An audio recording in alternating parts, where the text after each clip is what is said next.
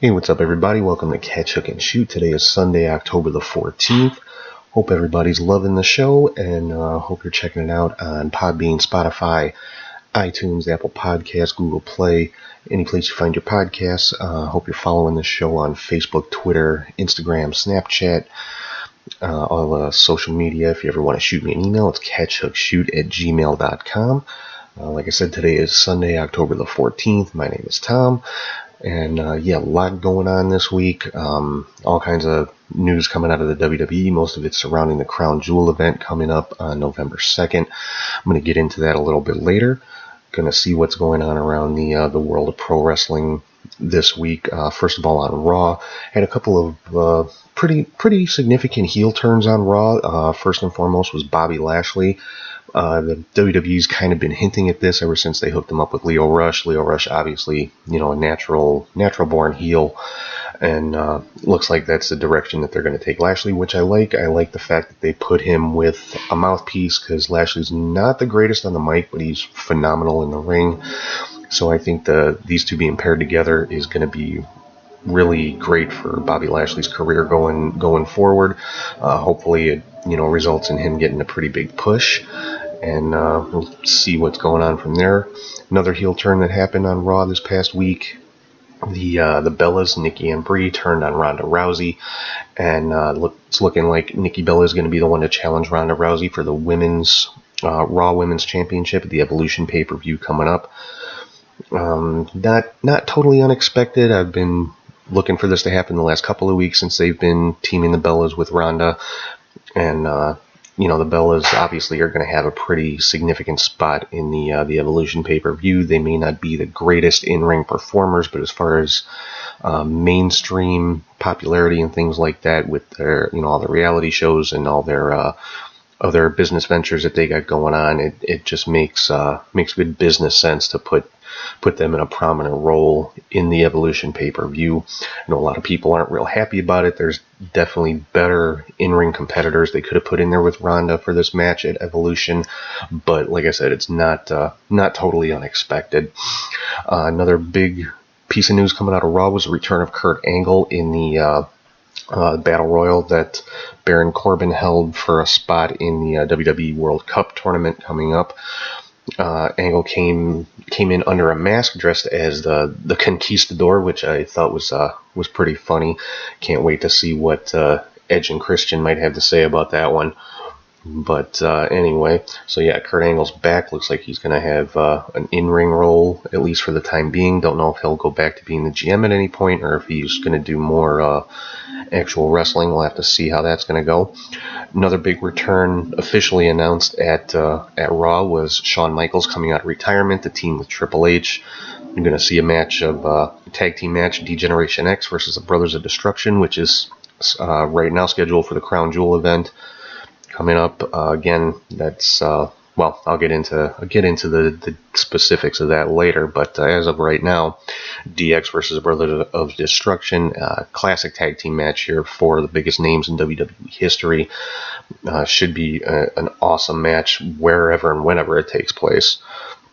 Another announced match for the Evolution pay-per-view is a tag team match with Alexa Bliss and Mickie James taking on Trish Stratus and Lita. Now, these were originally set as two singles matches, but it looks like on Raw they merged the two into a tag team match, which, I see no problem with that. I mean, Trish and Lita, their careers and history speak for themselves. Are two of the greatest female performers in the history of WWE. Alexa and Mickie James. Well, Alexa's probably the top women's heel in WWE right now. Mickie James, another WWE legend who still happens to be actively wrestling full time, but she's right up there with Trish and Lita. So that should be an awesome match for the Evolution pay-per-view. Moving on to SmackDown. Charlotte and Becky Lynch had a rematch from their last pay-per-view match, and it basically ended in no contest or count out, whatever. This was the one where the disqualification rule was waived. Had Becky gotten herself disqualified again, she would have lost the title. I kind of made this prediction last week saying that it wasn't going to have a clear-cut winner in this match. It was either going to be a count-out or a no contest, something like that, where Becky holds on to the title and there's no clear-cut winner in the match. So the Paige announced later on for Evolution there's going to be a third match with Charlotte and Becky, and this one is going to be the first ever last woman standing match. And these are definitely the two best ones, I think, to put in this match. Really, any of the NXT 4 horsewomen, Charlotte, Becky, Bayley, or Sasha Banks, any two of them could potentially pull off a match of this caliber.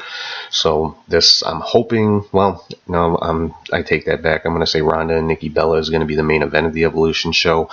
But Charlotte and Becky, I think, is probably has the potential to steal that show. So I don't know I don't know where they'll put it on the card, but I'm not thinking it's going to be directly before the Raw Women's Championship match. Another World Cup qualifying match on SmackDown. Jeff Hardy versus Samoa Joe. Jeff Hardy came out on top in this one. So far in that World Cup, you've got John Cena, Kurt Angle, Jeff Hardy, and Randy Orton also had a match against the Big Show, which Randy Orton was victorious, so he'll be part of the World Cup as well. We have the 1000th episode of SmackDown this coming week on Tuesday. A lot of big names announced to make appearances on this show. Probably the biggest one for me is the announcement of Rey Mysterio returning full-time to WWE starting at SmackDown 1000 with a match against Shinsuke Nakamura for a spot in the World Cup tournament. Rey Mysterio and Nakamura should have, that'll definitely be the match of the night. I would think that most likely would be the main event of the show. So I'm excited to see this one. Some news coming out of New Japan. Looks like Chris Jericho has reemerged in New Japan. He, at their last big show, he attacked Evil while he was on his way to the ring.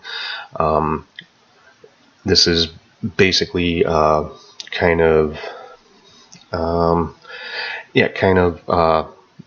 back at Evil for getting involved with Jericho's program with Naito. When Jericho attacked Naito, of course, Evil came out to help because they're part of the same group in New Japan.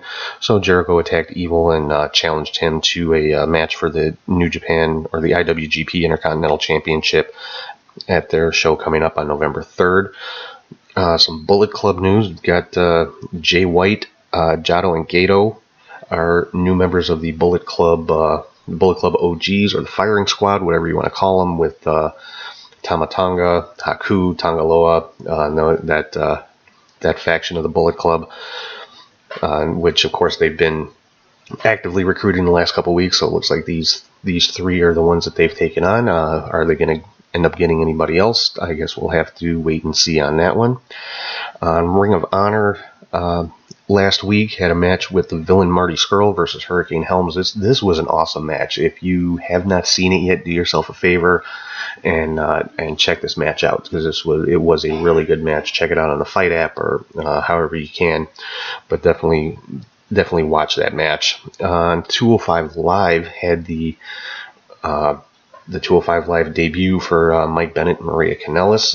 Really cool to see Bennett back on WWE TV. Of course, he and Maria both have been off for a little while. Maria obviously was pregnant, just gave birth to the couple's first child about 6 months ago, and Mike Bennett was out. He had gone to rehab for some substance issues. By all accounts, he's doing great. He's been clean and sober ever since, and good to see him back on WWE TV. He's been back doing house shows and dark matches and things like that for a little while. It's good to finally see him back on one of their main programs, and it's definitely another boost for the 205 Live brand. Another big name for them to kind of elevate the brand a little more. So it'll be interesting to see what kind of position he has. I'm sure he'll end up in the cruiserweight title picture sooner rather than later. So 205 Live definitely still one of I think one of the best in-ring shows that WWE's got going on right now. And Bennett and Maria can only add to that. So I'm excited to see exactly where they're going to go with this one. for NXT this week, the big match was Ricochet, Adam Cole, and Pete Dunne for the North American title. Ricochet did come out on top in this one. He's still the North American champion. This was a fantastic three-way match. Again, another one I say, if you haven't seen it yet, get on the WWE Network, check it out. It was a great three-way match with these guys. Next week, we've got the tag team titles with the Undisputed Era defending against the War Raiders. This one's been a long time coming.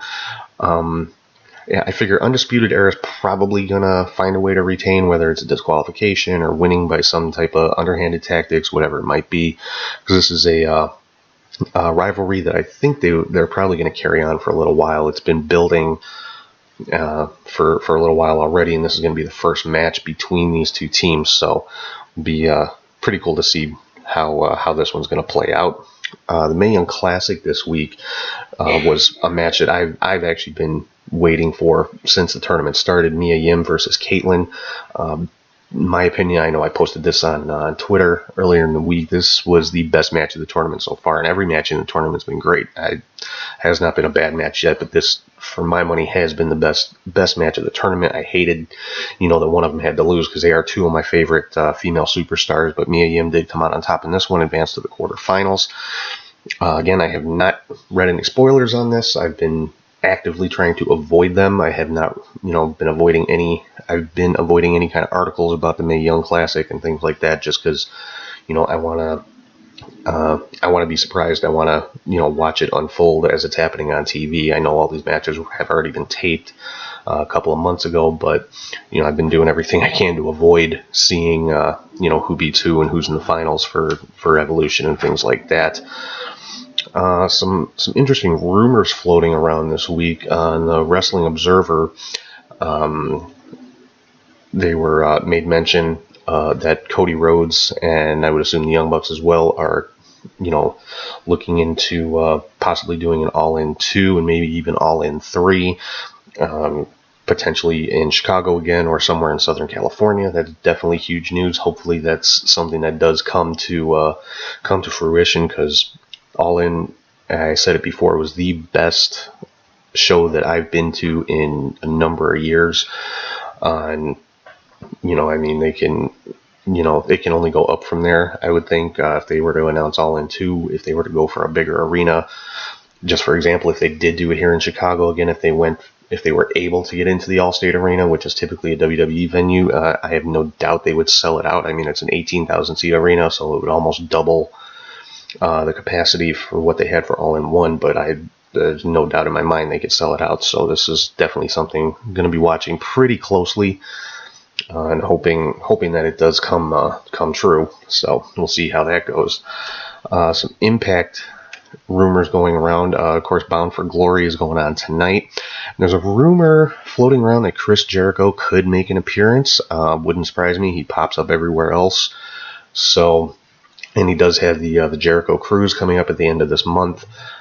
And, there is a big Impact presence on the Jericho Cruise. There's also a big Ring of Honor presence, New Japan presence. Basically, kind of like All In, everybody's represented except for the WWE, really. So, I have to keep an eye on that tonight, see if he does show up, and if so, what's he there for? Who's he going after? There's a big Impact versus Ring of Honor match going on the cruise, so I would think most likely would be to promote the Jericho Cruise. I don't know if he'll be doing anything, getting involved in any storylines or anything like that, but that wouldn't surprise me either. Another announcement from Impact for Bound for Glory tonight. Willie Mack is going to be making his Impact debut, teaming with Rich Swann, and they are going to be going against Matt Sydal and Ethan Page. Should be a great match with these four guys. Some WWE, not really a rumor, but some more news from WWE. Chelsea Green has signed with WWE, so she'll be reporting to the Performance Center, and I'd expect she'd probably debut on NXT in their women's division, because they do, they have been building up some of their female superstars ever since they lost, not really lost, but ever since like Ember Moon and a lot of their female superstars moved up to Raw and SmackDown. Which tends to happen on a more or less yearly basis. Their roster gets a little bit thinned out with people getting called up, so they have to bring up new talents. And I'm sure Chelsea Green is going to be a huge part of their women's division in a very short period of time here. Some bad news out of WWE. Kevin Owens apparently is out for 4 to 6 months with a knee injury. Read an interesting story that when he comes back, he's going to be working as a babyface. I don't know if I necessarily like that. I mean, Kevin Owens is a natural heel. He's great at it. So, but the fans, tend to cheer him anyway because he's one of those guys that the fans just really get behind. So you have to see how much truth there is in that. But yeah, 4 to 6 months could potentially miss WrestleMania, which would, be really kind of sad for him. Hopefully he's able to come back in time at least to appear at WrestleMania. I don't know if he'd be able to get involved in any major storylines, but it doesn't mean he can't do some kind of run-in at WrestleMania and interject himself in a match, or at least maybe be part of the Andre the Giant Battle Royal, win the Battle Royal, who knows.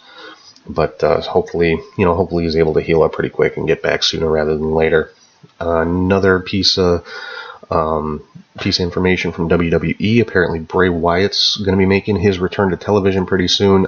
He's been not out really, but hasn't been featured on TV too much since Matt Hardy's retirement.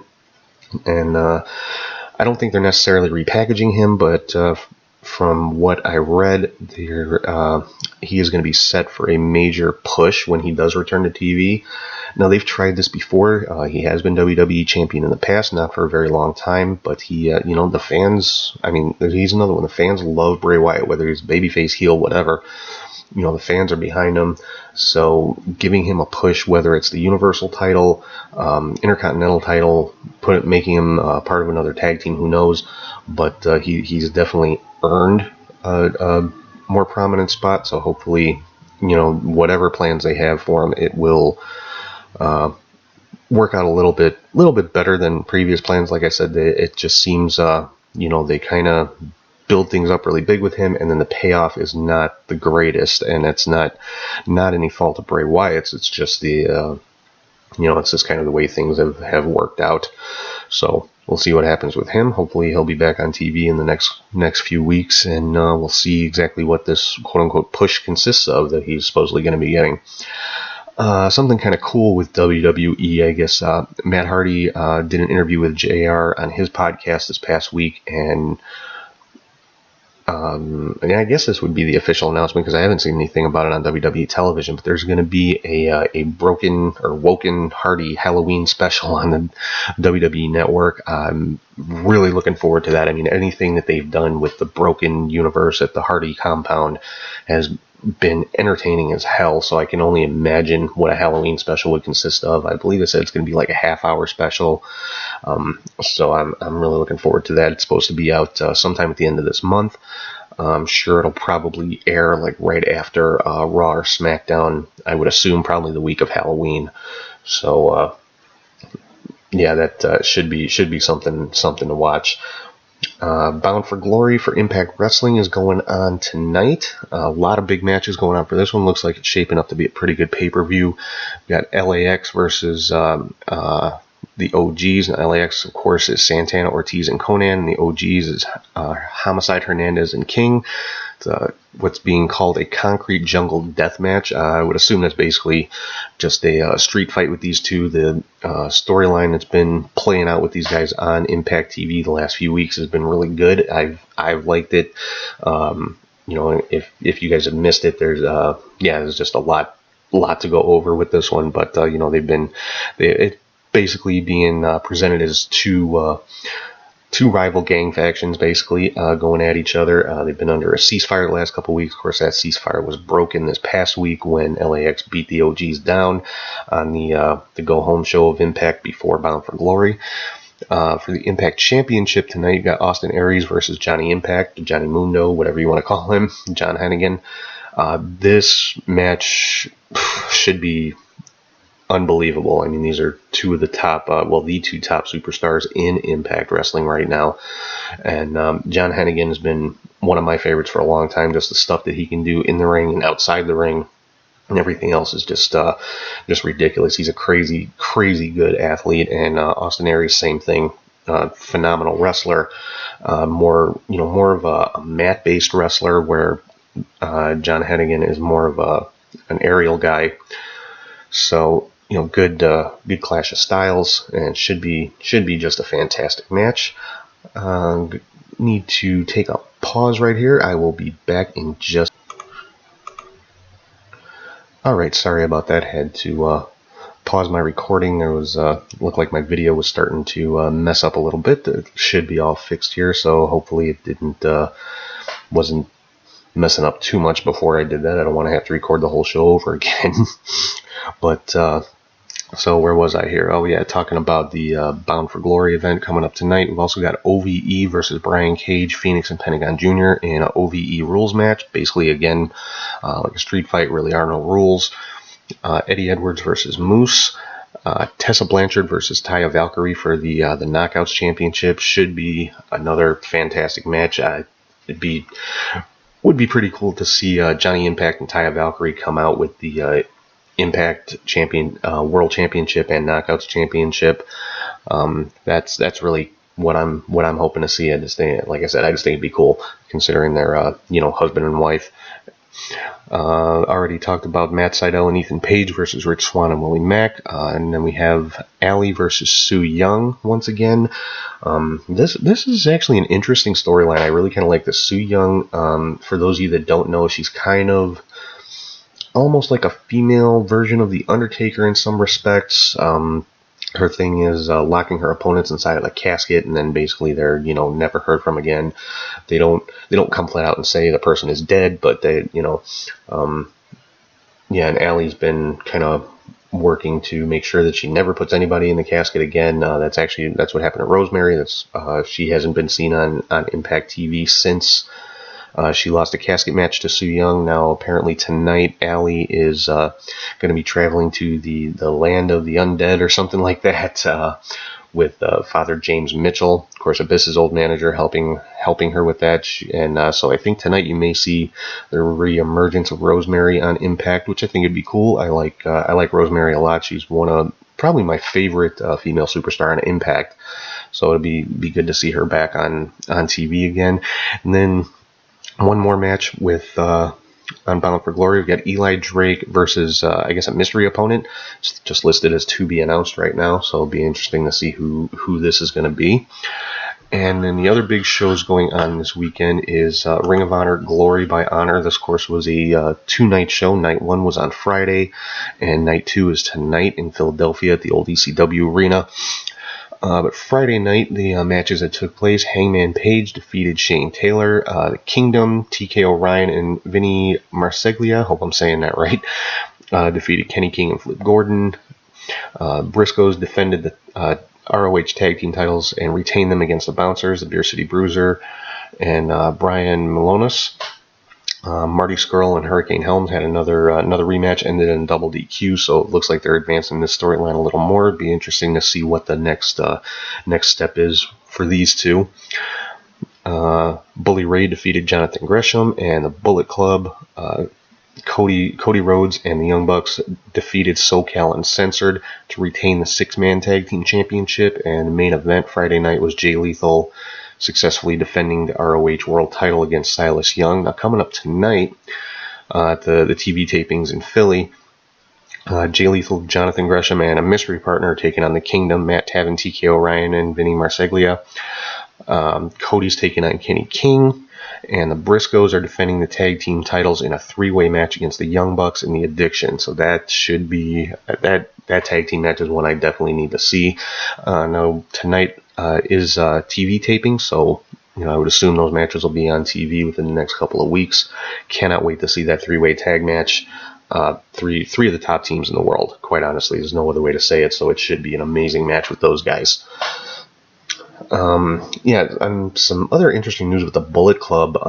The Bullet Club Elite, which is Cody Rhodes, the Young Bucks, Hangman Page, Marty Scurll, have all been putting out posts on social media lately with their new shirts, which that's not the surprises. But the interesting part is they're all saying, this is my final Bullet Club style T-shirt, and it just happens to be my favorite. They've all basically said the same thing, which of course is leading to a lot of speculation as far as exactly what that means. Does that mean they're, leaving New Japan? Are they signing with WWE? Because they have said in the past, whatever they do next, they're going to do as a group. So I would think, if WWE is signing one of them, they're going to have to sign all of them. Or at least that's the impression that these guys have been giving off lately. Or maybe they're just renaming themselves. Maybe they're not going to be part of the Bullet Club anymore. Maybe they're going to leave the Bullet Club name with the Firing Squad, because the Bullet Club has been around in New Japan for a very long time. As a faction. I mean, it was started by Finn Balor a number of years ago before he went to NXT. So, maybe the Bullet Club name has just kind of run its course. Maybe they're going to split these groups off. They're going to rename the Elite. Maybe they're just going to be called the Elite and have a new style of T-shirts and logos and things like that. Or, it could be something, something totally different. I mean, these guys are, self-promoting machines. So, they've got people talking. And I'm sure that was the whole point of all these posts. So they've got people talking and speculating. Are they going to WWE as a group? Are they just going to become like free agents and perform wherever, whenever they choose to? Are they just simply not going to be part of the Bullet Club anymore? So something to keep an eye on the next few months and see where this goes. From the NXT UK division, WWE has added another championship to the many that they already had, the NXT Tag Team Championships, which is now the 16th WWE Championship across all their different brands and divisions and everything. A picture of the title belts was posted on Twitter earlier today. I mean, they're nice looking belts. I like them a lot. But yet, I guess Triple H unveiled those at the NXT UK TV tapings today. And supposedly he's got some other kind of big announcement coming up today. Have to see exactly what that is. There's, again, a lot of speculation. And, gonna get into a little bit here of what's going on with the WWE Crown Jewel event. Now, of course, this is scheduled for November 2nd in Saudi Arabia. It would be the second show of the deal that WWE has in place with the Kingdom of Saudi Arabia. It's a 10-year deal to put on wrestling shows there. And, WWE has caught a lot of flack for this from the beginning, mostly because of the fact that women aren't allowed to perform there. And, I kind of get it's business, and there's a lot of money involved. I mean, WWE stands to make hundreds and hundreds of millions of dollars off of this deal over the course of the next 10 years. And so I'm sure that's the main driving force behind the decision to do this. I mean, WWE is a business. Their bottom line is the most important thing. But I'm sure there was also, with their whole women's evolution going on, I'm sure there was also the thought there that, we want to be on the forefront of helping this country and this culture evolve, so that maybe at the end of this 10 years, we can have our women come over here and perform.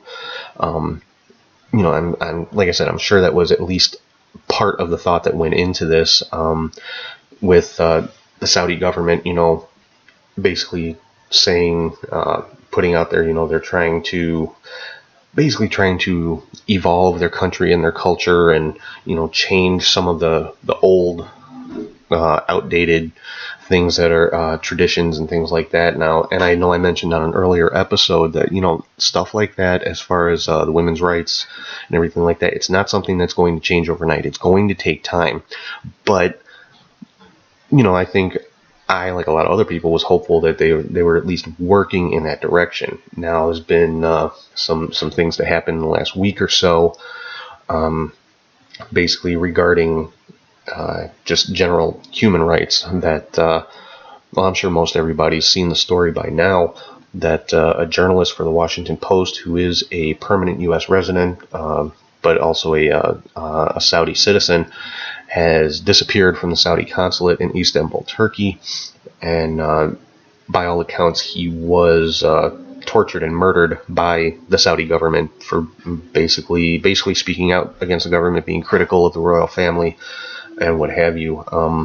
And if this is the case, I mean, you're seeing a lot of people that were a part of the what's called the Saudi Vision 2030 deal. A lot of people, a lot of corporations have been, quote unquote, suspending their involvement until until this is resolved, until everybody, until we find out what exactly happened, because nobody seems to know what happened to this man. The Saudi government obviously is not saying a whole lot about it, and so yeah, like I said, you're seeing a lot of people pull out of this deal just because. I mean, if this is the case, if this happened, I mean, you're talking about a violation of human rights on a massive scale. And you figure if you're going to evolve a country and a culture to bring it more in line with the values and everything like that of the rest of the world, for the most part, I would think rule number one: you can't go around killing people for what they think. And that's just basic, again, human rights. And so WWE has been catching a lot of heat for this show coming up, and a lot of people saying they need to cancel it and basically end their affiliation with Saudi Arabia and the royal family over there. Now it sounds like from what's being reported this morning, something is going on, because WWE took down, they didn't remove the pay-per-view from their schedule, but they did remove the ticket and venue information and any mention of Saudi Arabia from the event page for Crown Jewel. Now what this says to me, and I'm hoping this is the case, is that they're planning to move the show. I mean, I'd hate to see them cancel it outright. They've got a phenomenal card lined up for this show, but I definitely think if moving it is an option, then they really should. I mean, they have TV tapings the following week in Manchester, England, Monday and Tuesday for Raw and SmackDown. The building where they're holding those tapings has nothing scheduled for that Sunday, which is November 4th. So they could potentially move Crown Jewel to Manchester, England. They wouldn't have to change the name. Crown Jewel works just great for a show in England. It would give England their first major worldwide pay-per-view since 1992. It would be huge for that country.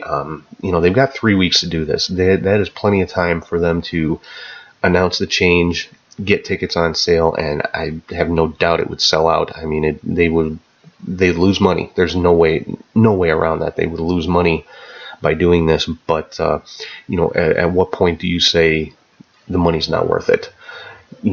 Having this show in Saudi Arabia right now would be potentially a public relations nightmare for the WWE. Not to mention the fact that Linda McMahon currently sits on President Trump's cabinet as the director of the Small Business Administration. So there's implications there. And I mean, frankly, Linda McMahon is the only member of Trump's administration that hasn't had some kind of scandal around her. She's still got somewhat of a clean name. And this would, I can only imagine this would cause problems for her in the political arena, and with Trump and Vince McMahon being so close. Obviously, Trump is in the WWE Hall of Fame. He and Vince McMahon are good friends by all accounts. So there's just a lot of political implications there that I don't think people would want to have to deal with. And I just think all around the best decision WWE can make would be to move this show to Manchester, England, if that's a possibility.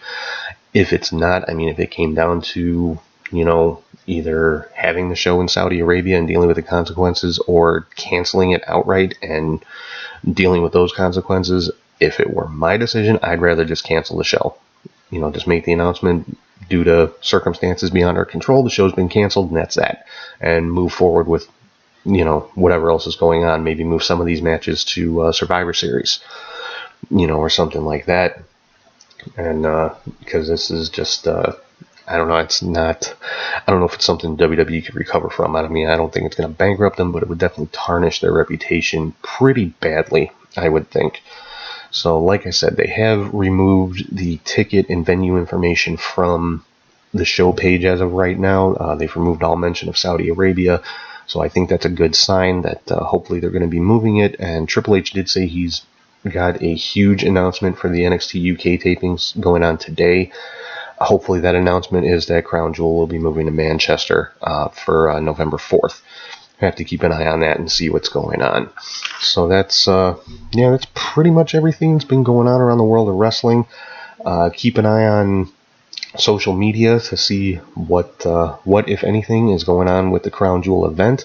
like I said, my best guess, I think they're going to announce that it's being moved. I mean, Vince McMahon is not a stupid man. He knows that there's going to be tremendous backlash, worse than what's already happened, just from the making the deal with Saudi Arabia. There's going to be even more from this, just because by all accounts, it looks like somebody has lost their life, and it's not worth it, quite honestly, to me, as a human being, as a wrestling fan. It's not worth it. I like I said, I'd hate to see a show of this caliber canceled, but for these kind of reasons, it would be understandable, and it would be the right thing to do, and it would be the respectable thing to do. But again, that's my opinion. I'm not the one that stands to lose however many hundreds of millions of dollars it might be by pulling out of this deal. But I'm sure WWE can take the hit, quite honestly, when it comes to financially. So yeah, like I said, that's all I got. Hope everybody enjoys Bound for Glory coming up tonight. Like I said, looking forward to the Ring of Honor tapings that are going on tonight. Can't wait to see some of those matches on TV over the next couple of weeks. Hopefully we should hear something sometime today about what's going on with Crown Jewel, or at the very least by tomorrow on Raw. We should see what's going on. So keep an eye on Twitter and Facebook. See what kind of announcement Triple H is going to be making. Again, make sure you're following the show on Facebook, Twitter, Instagram, Snapchat, and make sure you're checking the show out on YouTube, Podbean, Spotify, iTunes, Apple Podcasts, Google Play, any place you find your podcasts. Feel free to drop me any comments, questions, anything like that on any of my social media or on any of the show pages. And if you ever want to shoot me an email, it's catchhookshoot@gmail.com. So for right now, I am going to sign off. Hope everybody has a good week, and I will talk to you guys